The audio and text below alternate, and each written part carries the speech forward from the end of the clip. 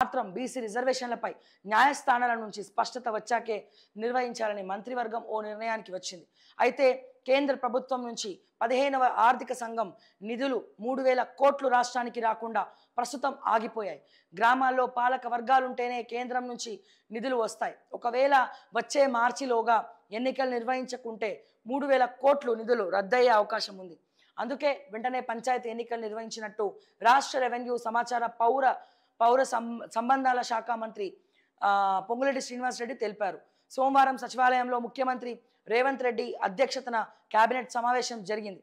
దీనికి నూతనంగా మంత్రిగా బాధ్యతలు స్వీకరించిన అజరుద్దీన్ సైతం హాజరయ్యారు. ఈ భేటీలో పలు కీలక నిర్ణయాలు తీసుకున్నారు. సమావేశం అనంతరం మంత్రులు పొంగులేటి శ్రీనివాసరెడ్డి, అడ్లూరి లక్ష్మణ్ కుమార్, ప్రభుత్వ సలహాదారు షబ్బీర్ అలీ మీడియాకు వివరాలు వెల్లడించారు.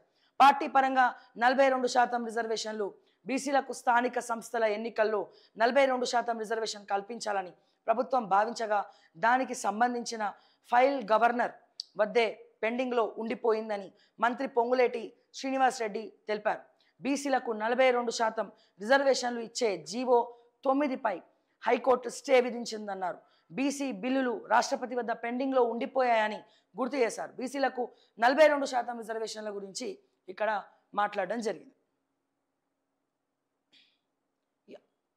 సో ఇక మా తెలంగాణ ప్రజలే చెప్పాలి, తెలంగాణ రైజింగ్ 2047 అంట.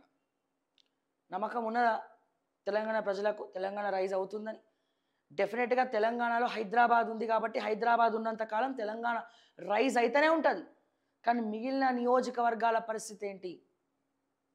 ఈ రోజున వర్షం పడితే వరంగల్ మునిగిపోయింది, వర్షం పడితే ఖమ్మం మునిగిపోయింది, కామారెడ్డి మునిగిపోయింది.